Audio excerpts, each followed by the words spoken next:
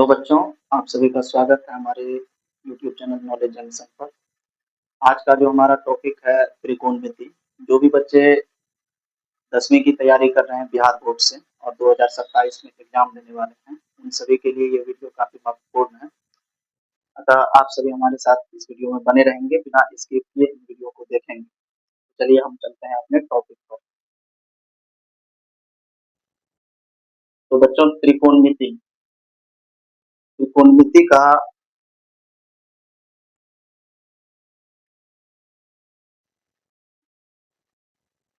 ये त्रिकोणमिति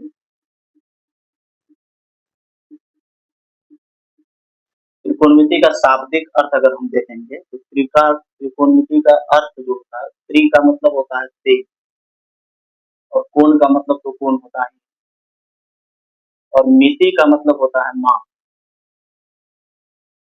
अर्थात ऐसा चीज हम इसमें पढ़ेंगे या ऐसे चीजों के बारे में हम जानेंगे जिसमें तीन कोणों के माप होती है। तो आप सभी को ये बात पता ही है कि तीन कोण के माप किसमें हो सकता है। तीन कोण के माप हमेशा त्रिभुज में ही होता है। त्रिभुज कहने का मतलब कई प्रकार के त्रिभुज हैं, जैसे समबाहु होते हैं, विषमबाहु होते हैं या समद्विबाहु त्रिभुज होते हैं। इन सभी त्रिभुज के बारे में आप जानते हैं। इस तरह से समकोण त्रिभुज भी होते हैं। तो त्रिकोणमिति पूरी तरह से बेस्ड है समकोण त्रिभुज पर। अतः हमको जितना भी त्रिभुज आप जानते हैं उन त्रिभुजों के बारे में सोचना बंद करिए और केवल आपको फोकस करना है समकोण। तो समकोण त्रिभुज आखिर होता कैसे, समकोण त्रिभुज आखिर कहते किसको। तो चलिए हम देखते हैं समकोण त्रिभुज, क्योंकि ये पूरी त्रिकोणमिति जहां तक आप पढ़ेंगे केवल समकोण त्रिभुज के बारे में ही बातें। तो समकोण त्रिभुज जब आप देखेंगे, ये समकोण त्रिभुज बिल्कुल ये सीधी लाइन आपको पहले ड्रॉ करनी है। ये एल शेप के होगी, एल एल जो बड़ी एल हम लोग एबीसीडी का लिखते हैं, बस ये बड़ी एल के शेप में और ये यहाँ से इधर हम ऐसे मिलाएंगे। तो ये हमारा बन करके रेडी हो जाएगा समकोण। समकोण त्रिभुज का मतलब होता ये है कि इसका एक कोण जो होता है, ये एक कोण जो आप सीधे देखते हैं, ये इस तरह से जो कोण होता है, इस कोण का नाम है समकोण। ये 90 डिग्री का, कितने डिग्री का होगा? 90 डिग्री का। तो 90 डिग्री के कोण, अगर एक कोण इसका 90 डिग्री को होगा तो बाकी दोनों कोण इसका न्यून कोण होगा, ये कोण भी और ये कोण भी, क्योंकि ये 90 डिग्री से कम ही होगा, क्योंकि तीनों कोणों का माप मिला करके 180 डिग्री होता है, ये आपको पता है। तो ये समकोण त्रिभुज जो होगा, समकोण त्रिभुज बिल्कुल ये सीधी लाइन से इस तरह से आपको ड्रॉ करनी है और ड्रॉ करने के बाद में आपको देखना है कि ये समकोण त्रिभुज, कई बच्चे क्या करते हैं कि समकोण त्रिभुज को पढ़ते नहीं है और समकोण त्रिभुज जैसे ही लिखा हुआ होगा तो वो ऐसे छापते हैं। ये बिल्कुल गलत है। आपको हमेशा ध्यान रखना है कि समकोण त्रिभुज का मतलब हुआ ये सीधी लाइन होगा और एल शेप का होगा और ये जो है ये इस तरह से होगा। तो आप समकोण त्रिभुज में तीन चीजें, जब आप समकोण त्रिभुज को ड्रॉ करना सीख गए हैं तो इसमें तीन चीजें होती है। एक होती है कर्ण, एक होता है लंब और एक होता है आधार। तो कर्ण, लंब और आधार, इन तीन चीजों के बारे में आपको जानना ही पड़ेगा। अगर ये तीन चीजें आप नहीं जान पाएंगे कि कौन सा कर्ण है, कौन सा लंब है और कौन सा आधार है, तो आप जो इससे आगे बढ़ेंगे चैप्टर में वो आपसे बनेगा नहीं। इसलिए आप सबसे पहले इन तीनों को पहचानना सीखिए कि आखिर इसमें कौन सा कर्ण होगा, कौन सा लंब होगा या कौन सा आधार होगा। तो समकोण त्रिभुज के जो जस्ट सामने वाली भुजा होती है, ये जो देख रहे हैं आप, जिसका अगर हम नाम रख देते हैं पहले ए बी सी, इसका नाम रखते हैं। तो समकोण त्रिभुज का जो ठीक सामने का भुजा होगा, मतलब AC, ये भुजा जो आप देख रहे हैं, ये दोनों से लंबा होता है, ध्यान रखना। ये इसी का नाम होता है कर्ण। इसका क्या नाम होगा? तो कर्ण। कर्ण को हम लोग हमेशा सूचित करेंगे H से। आज से ध्यान रख लेना है कि कर्ण को सूचित करेंगे H से। अब H से मतलब होता क्या है, ये सभी चीज हमको जानना नहीं है, बस आपको इतना ध्यान रखना है कि कर्ण को आपको सूचित करना है किससे? H। ठीक है। तो अभी क्या बताया हम कि कर्ण के जो मतलब समकोण जो होता है भुजा, इसमें समकोण जो कोण होता है, समकोण त्रिभुज में जो समकोण होता है, वहां से ठीक सामने वाली भुजा का नाम होता है कर्ण। वहां से ठीक सामने वाली भुजा का क्या नाम है? कर्ण। और ऐसे भी कर्ण के बारे में आपको चिंता करने का उतना जरूरत नहीं पड़ेगा, क्योंकि कर्ण हमेशा लंब और आधार, जो भी लंब आधार होगा इसमें, ये लंब आधार से हमेशा बड़ा ही होगा। तो ये जो आप भुजा देख रहे हैं इसी का नाम क्या पड़ेगा? कर्ण। तो अब दिक्कत आएगा आपको क्या चीज में, तो दिक्कत आने वाला है आपको, जैसे ये तो कर्ण हो गया, इसको हम अलग कर देते हैं, ये एच से सूचित हो गया हमारा और इसका नाम एसी है, ये भी सूचित हो गया। लेकिन दिक्कत जो होने वाला है, ये आपको दिक्कत डालने वाला है कौन, ये लंब और आधार। ये भी दिक्कत नहीं डालेगा, बस आपको समझना पड़ेगा बढ़िया से कि आखिर लंब किसको कहेंगे और आधार किसको कहेंगे। तो लंब अगर आप देखेंगे तो आपको उससे पहले ये समझना पड़ेगा कि आप लंब जो देखने वाले हैं या लंब जो किसको कहेंगे, ये आपको समझना हो अगर, तो आपको ये ध्यान रखना पड़ेगा कि आप किस कोण से देख रहे हैं। तो समकोण से आपको तो देखना है नहीं, क्योंकि समकोण से आपको कोई भी त्रिभुज को यहाँ से देखना नहीं है, इससे ठीक सामने वाले भुजा को कर्ण कहते हैं। बस आपको दो ही कोण बचेंगे, न्यून कोण, न्यून कोण इसका नाम है क्योंकि ये 90 डिग्री से छोटा है, और न्यून कोण से ही हम लंब और आधार को देखेंगे, या न्यून कोण से ही हर चीज का माप होगा समकोण में। तो अगर आप सोचें इस बात को कि आप बैठे हुए हैं सी पर, मतलब ये कोण सी पर आप अगर हैं, यहाँ थीटा है, मान लेते हैं कि ये कोण का नाम क्या है, थीटा, और कोण है इसका कौन, सी नाम से है। तो थीटा के जो ठीक जिस कोण से आप देख रहे हैं, तो अभी हम देख रहे हैं किस कोण से, सी कोण से। तो सी कोण से अगर आप देखेंगे तो जिस न्यून कोण से आप देख रहे हैं उसके ठीक सामने वाली भुजा को लंब कहा जाता है, जिसको हम सूचित करेंगे पी से। फिर से एक बार सुन लीजिए, जहां से आपको लंब देखना है या आप जिस कोण से देखना चाह रहे हैं, तो दो ही कोण बनता है, एक ए या सी। तो अगर हम इस बार देख रहे हैं किससे, सी कोण से, तो सी कोण से अगर आप देखेंगे तो जिस कोण पर आप बैठे हैं, मतलब सी पर अगर आप बैठे हुए हैं, यहाँ से आपको देखना है, तो वहां का ठीक सामने वाली भुजा को क्या कहेंगे, लंब। और दूसरा अपने आप ये बन जाएगा आधार। ये क्या बन जाएगा, आधार। आधार को हम सूचित करेंगे बी से, ध्यान रखना।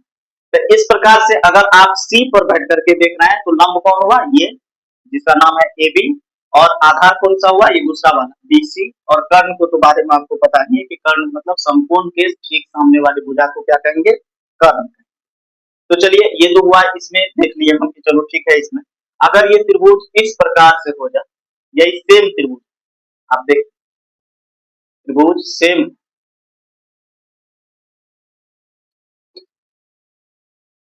त्रिभुज हमारा सेम, अब माप वगैरह जो भी नाम है, नाम भी सेम है। अभी देखिए आप बदल जाएगा किस प्रकार से, एबीसी इसका भी नाम है। तो इसमें अगर पूछा जाए कि बताइए कि कर्ण कौन सा होगा, तो ठीक है, कर्ण के बारे में तो आपको पहले से ही पता है कि कर्ण का मतलब ये एसी है और ये कर्ण होगा, ये तो क्लियर है, इसके बारे में कोई चिंता का काम है ही नहीं, कर्ण। लेकिन लंब और आधार, अब पहली वाली भुजा में हम कहां से देख रहे, पहले वाले त्रिभुज में हम देख रहे थे किससे, सी से। तो सी से देख रहे थे, तो सी के ठीक सामने वाले को लंब कहते हैं, मतलब जहां से आप देख रहे हैं उसके ठीक सामने वाले को लंब और दूसरे वाले को आधार कहते हैं। इस बार हम देख रहे हैं कहां से, अब हम आपको दिखा रहे हैं, हमको देखना है मान लीजिए ए से, इससे मैंने ए कोण से हम देख रहे हैं। अब हमारा थीटा है यहाँ, अगर यहाँ पर थीटा है तो अब इसके ठीक सामने में आपको देखना है, इसके ठीक सामने में, जहां से आप देख रहे हैं उसी के ठीक सामने में आपको देखना होगा कि वो क्या है। इसके ठीक सामने में भुजा का नाम है बीसी। तो इस त्रिभुज के लिए, जिस त्रिभुज को अभी आप देख रहे हैं, उस त्रिभुज के लिए ये होगा, जिसको हम सूचित करेंगे पी से। और जैसे ही ये लंब हुआ, इससे दूसरे वाला भुजा का नाम होगा आर, जिसको हम सूचित कर रहे हैं किस, बी से। तो हम अभी देख किस तरह से, फिर से एक बार हम समझा देते हैं, फिर से बढ़िया से आप एक बार देख कि अगर आप एबीसी एक त्रिभुज है जो पर हम सी से, सी न्यून कोण लिए हैं, सी से अगर हम किसी भी त्रिभुज से देखेंगे, तो सी से अगर हम देखेंगे यहाँ बैठ करके, तो इससे ठीक सामने वाली भुजा को लंब कहेंगे और दूसरा वाला क्या होगा, आधार। लेकिन अगर हम इसी त्रिभुज में ए से देखने लगे, लंब यहाँ ए से अगर बैठे हुए हम ए पर हैं और हमको देखना इससे है, तो इसके ठीक सामने वाली भुजा को हम लंब कहेंगे और दूसरे वाले को क्या कहेंगे, आधार। तो आप एक चीज और देखिए, हो सकता है त्रिभुज आपको इस प्रकार से मिल जाए, चलिए ये भी समकोण ही है, ये समकोण।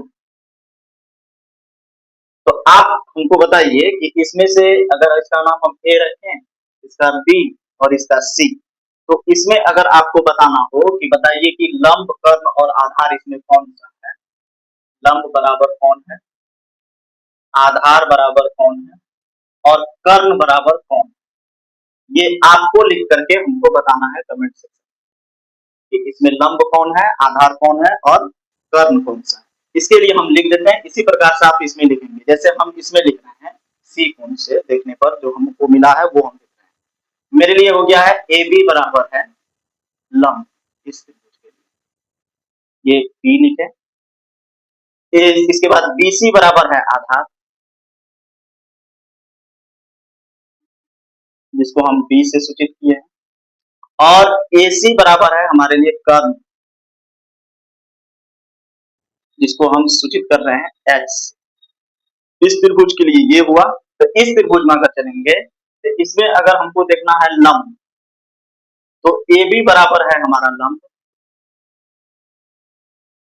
जो हम पी लिखेंगे। बी सी बराबर है ओ सॉरी ए बी बराबर है हमारा आधार, ये आधार, इसको हम बी से सूचित कर रहे हैं। और बी सी बराबर हमारा है लंब, ध्यान दीजिए बी सी बराबर क्या है हमारा लंब, और ए सी तो हमेशा ये कर्ण रहेगा, इसको हम एच से सूचित करें। इसी प्रकार से आपको ये जैसे हम लिखे हैं, इसी प्रकार से आपको इस चित्र में हमको ये लिख करके कमेंट में बताना है कि लंब कौन सा है, आधार कौन सा है और कर्ण कौन सा है इस त्रिभुज के लिए। तब हम समझ जाएंगे कि आपको समझ में कुछ आ रहा है। ठीक है, तो इससे अब आगे बढ़ते हैं। आप इसको नोट करना चाहेंगे तो स्क्रीनशॉट लेकर के नोट कर लेंगे, बाद में फिर से वीडियो को रोक करके आप स्क्रीनशॉट ले लेंगे, उसके बाद इसको नोट करते रहेंगे अपने कॉपी में। चलिए इससे आगे समकोण त्रिभुज जब हम लिखेंगे, एक समकोण त्रिभुज ड्रॉ करते हैं।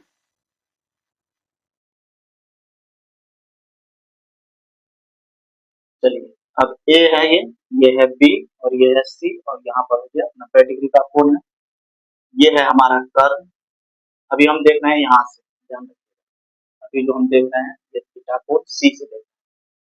कर्व हमारा हो गया एच, तो इसके ठीक सामने में होगा लंब। लंब का मान हो गया यहाँ पर रखती है पी, और आधार हमारा ये, आधार का नाम है बीसी, जिसको हम रखेंगे बी, रख दिए। तो अगर हमको लंब, आधार या कर्ण में से कोई चीज निकालना हो, मतलब कोई फॉर्मूला से हमको निकालना हो कि अगर मान लीजिए कोई भी दो चीज हमको दे दिया, जैसे लंब या आधार दे दिया, पूछ लिया कि लंब का मान बताइए, जो अभी पूछेगा 8.1 एक्सरसाइज जब आप बनाने लगेंगे तो इनका यूज आपको आएगा। इसीलिए ध्यान से समझिए कि अगर इसमें तीन चीजों में से कोई एक, दो चीज अगर दे दिया है तो दो के बाद वो तीसरा आपसे पूछेगा या आपको निकालना पड़ेगा। 8.1 एक्सरसाइज में जब आप पूछेंगे ये आपको जरूरी पड़ेगा। तो अगर हमको मान लीजिए कर्ण निकालना है तो लंब और आधार हमको दिया हुआ रहेगा।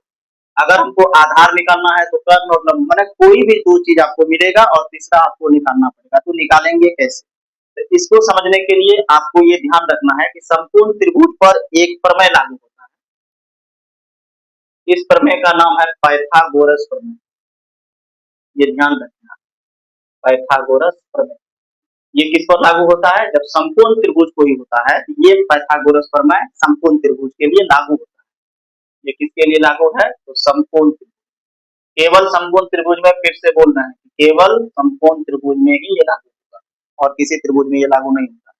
तो पाइथागोरस प्रमेय जो होता है, ये पाइथागोरस प्रमेय का ये सूत्र कि कर्ण स्क्वायर बराबर होता है हमेशा लंब स्क्वायर जोड़ आधार स्क्वायर, ये ध्यान रखना। तो अगर आप कर्ण को मान लेते हैं एच, अगर हम इसको माने हैं एच तो ये एच स्क्वायर होगा, बराबर लंब को मान रहे हैं पी, ये पी स्क्वायर होगा, और आधार को अगर हम मान रहे हैं बी, ये होगा बी स्क्वायर। अतः हमारा सूत्र क्या बन गया कि एच स्क्वायर बराबर P square plus B square. ये नोट करने का चीज, ये आपको याद रखना पड़ेगा कि कर्ण स्क्वायर बराबर क्या होता है, लंब स्क्वायर जोड़ आधार स्क्वायर। इसको आसान भाषा में अगर याद करेंगे तो ये आपको अधिक मददगार होगा। एच स्क्वायर बराबर P square plus B square.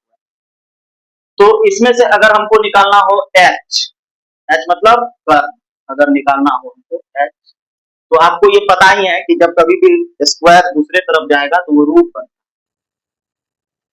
Root तो ये चढ़ जाएगा इस पर root P square plus B square में। तो ये हुआ हमारा किस चीज का फॉर्मूला, ये हुआ हमारा कर्ण का फॉर्मूला। तो कर्ण का फॉर्मूला क्या लिखेंगे हम, x बराबर P square plus B square. अब हमको अगर निकालना है, मान लीजिए कि हमको निकालना है अब लंब, लंब निकालना है।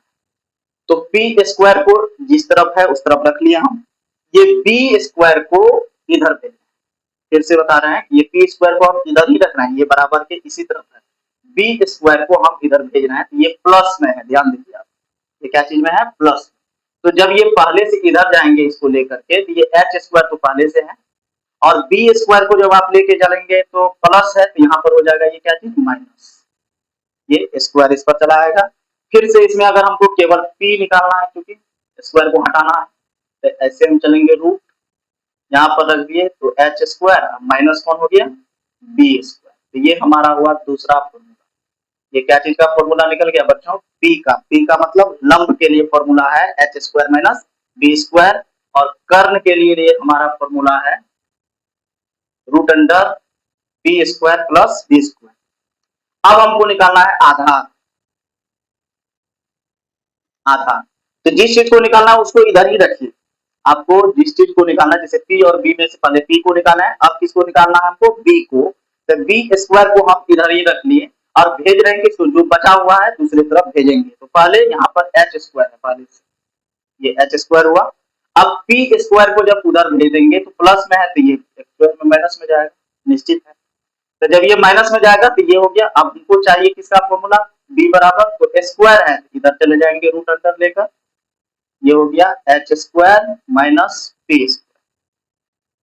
तो ये हुआ हमारा तीसरा फॉर्मूला। अगर आप इसको नोट करना चाहते हैं तो वीडियो को रोक कर आप स्क्रीनशॉट ले लेंगे और अपने कॉपी में इसको नोट कर लेंगे। ये तीन फॉर्मूला, ये मूल फॉर्मूला ये है, और इनसे निकला हुआ फॉर्मूला ये तीनों फॉर्मूला आपको हमेशा याद रखना पड़ेगा कि एच स्क्वायर बराबर होता है P square plus B square के, और पी स्क्वायर का ये हो गया, और पी के लिए ये हो गया, और बी के लिए ये तीन फॉर्मूला आपको यहाँ पर याद रखना पड़ेगा। ये एक है, ये दो है, और ये तीन है, और ये मूल फॉर्मूला, पाइथागोरस प्रमेय का मूल फॉर्मूला। अब अगर हमको इस चित्र पर इसको बैठाना, ये फॉर्मूला जो हम लिखे हैं एच बराबर इतना या पी बराबर इतना और बी बराबर इतना, तो एच को अगर हमको बैठाना हो इस चित्र के हिसाब से, मतलब जो हमारे पास चित्र है उसके हिसाब से अगर बैठाना हो, तो हम कैसे बैठाएंगे, देखते हैं आगे। ये बहुत आसान है, ये फॉर्मूला आपका लिखा हुआ है। अब देखिए तो, जैसे एच, एच का मान नाम इसमें क्या रखे, एसी नाम है इसका, एच का नाम क्या है, एसी। तो हम यहाँ पर लिखे हैं एसी बराबर लिखेंगे इस चित्र के हिसाब से, तो रूट अंडर चलेंगे, तो पहले बोला क्या लीजिए, पी स्क्वायर, क्या लीजिए, पी स्क्वायर। तो पी का नाम हमारा इसमें क्या है, ए बी है, तो हम इसके हिसाब से रखेंगे ए बी स्क्वायर, और फिर प्लस बी का मान हमारा क्या है, तो बी सी, तो हम इसमें रखें बी सी स्क्वायर। ये हुआ इसके लिए, इस चित्र के हिसाब से। फिर हम दूसरा फॉर्मूला इसके लिए पी का, अगर हम पी के लिए निकालेंगे तो पी हमारा इसमें है ए बी, रखें हम ए बी, फिर चलेंगे रूट अंडर, इसका नाम क्या है, एसी, कर्ण स्क्वायर लेना है हमको, यहाँ देखिए लेना क्या है हमको, कर्ण स्क्वायर। तो कर्ण का नाम यहाँ पर क्या है, नाम है इसका एसी, और बी स्क्वायर जो यहाँ लिखा हुआ, बी का नाम यहाँ पर क्या है इस त्रिभुज के हिसाब से, तो बीसी नाम है इसका। ये हो गया किसके लिए फॉर्मूला, इस चित्र के हिसाब से लंब के लिए ये फॉर्मूला हुआ इस चित्र के हिसाब से। अब चलते हैं नंबर 3, आधार के लिए अगर हमको निकालना हो तो आधार का नाम इसमें है बीसी। तो आधार बराबर क्या लिखा हुआ है, H square minus B square. तो एच हमारा कौन सा हुआ, एसी है, और माइनस पी हमारा कौन सा हुआ, तो ए बी पर स्क्वायर। तो उम्मीद करते हैं ये आपको समझ में आ गया होगा, तो बहुत बढ़िया से। अगर नहीं समझ में आया तो आप कमेंट सेक्शन में जरूर बताएंगे, आपको फिर से ये दोहरा करके बता दिया जाएगा। लेकिन अगर आप इसको ध्यान से देख लिए होंगे तो इस त्रिभुज के हिसाब से ये जो फॉर्मूला है ये आपको समझ में आ गया होगा। आप इसको रोक करके या कई बार देख करके देख भी सकते हैं, कई बार आप निकालेंगे वीडियो को और फिर से देख लेंगे। नहीं समझ में आएगा तब जाकर आप कमेंट में करेंगे, और फिर उसके बाद हम उसको फिर से समझाने का आपको प्रयास करेंगे। तो ये आपको 2 चीज़ें यहाँ पर समझ में आया। सबसे पहले समझ में ये आया कि समकोण त्रिभुज आखिर किसको कहते हैं, समकोण त्रिभुज कैसे होता है। त्रिकोणमिति पूरी तरह से बेस्ड है किस त्रिभुज पर? तो समकोण त्रिभुज पर बेस्ड है। और समकोण त्रिभुज में लंब, आधार और कर्ण का जो कन्फ्यूजन आपके दिमाग में सेट होगा, वो कन्फ्यूजन आपका दूर हो गया होगा। उसके बाद पाइथागोरस प्रमेय से हम किस चीज़ को निकालने के लिए बारे में जाने हैं? एच को, पी को और बी को। अगर कोई भी 2 चीज़ दिया हुआ है, तो हम तीसरा कैसे निकालें, इसके लिए ये फॉर्मूला आपको बता दिया गया है। तो ये 3 चीज़ें आपको समझ में आ गया होगा। तो आज के लिए इतना ही क्लास काफ़ी है। कल का क्लास बहुत महत्वपूर्ण होगा, क्योंकि कल जो है आपको जो इसका माप होता है, जैसे sine theta, cos theta, tan theta, cot theta, cosec theta, इन सभी पर बैठाने के लिए आपको सिखाया जाएगा कि किसका कौन-सा सूत्र होगा, कौन-सा सूत्र पर किसका प्रयोग होगा और किसमें क्या दिया हुआ है, क्या निकालना है। और हो सकता है कि अगर क्लास लंबी नहीं होगी, तो कल आपको एग्जाम्पल के साथ में भी समझाया जाएगा। इसीलिए इस वीडियो को यहीं पर छोड़ते हैं और कल के क्लास में जो अति महत्वपूर्ण क्लास है, उनको मिस नहीं कीजिएगा। ऐसे आपको त्रिकोणमिति का या अन्य किसी भी क्लास को मिस नहीं करना चाहिए।